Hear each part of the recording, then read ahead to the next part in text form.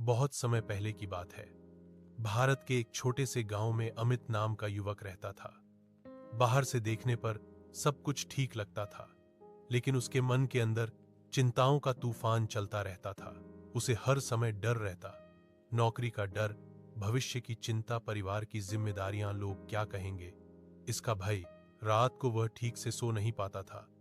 दिन में काम करता, लेकिन मन कहीं और भटकता रहता।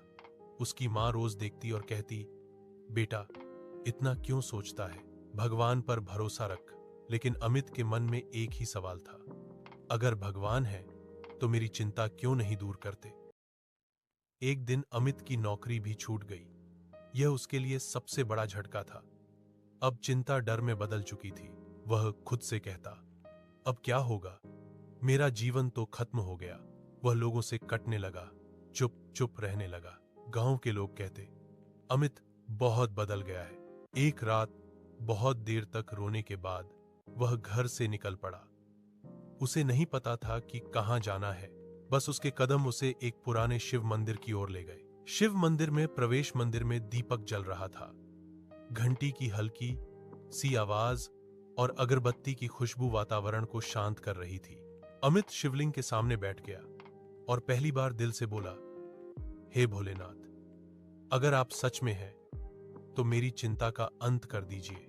तभी वहां एक बुजुर्ग साधु आए।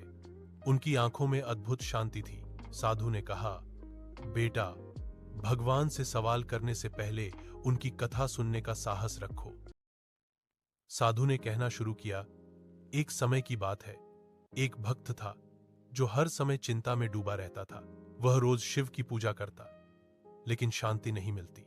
एक दिन उसने भगवान शिव से कहा, हे प्रभु, मैं आपकी पूजा करता हूं, फिर भी मेरी चिंता क्यों नहीं जाती। तब शिव प्रकट हुए और बोले, क्योंकि तुम अपनी चिंता को छोड़ना ही नहीं चाहते। भक्त हैरान हुआ, प्रभु, चिंता तो अपने आप आती है।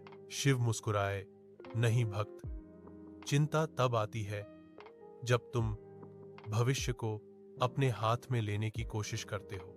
गंगा और चिंता का रहस्य। शिव ने भक्त को गंगा किनारे ले जाकर कहा, इस नदी को देखो, क्या यह भविष्य की चिंता करती है कि आगे क्या होगा। भक्त बोला, नहीं प्रभु, यह तो बस बहती रहती है।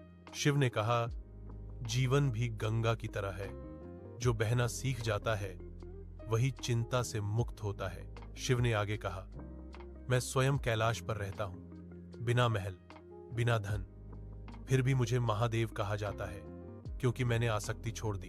3 कारण। चिंता क्यों होती है? साधु ने अमित से कहा, भगवान शिव ने चिंता के 3 कारण बताए हैं। अतीत का पछतावा, भविष्य का डर, वर्तमान से पलायन। जो व्यक्ति वर्तमान में जीना सीख लेता है, उसकी चिंता स्वयं समाप्त हो जाती है।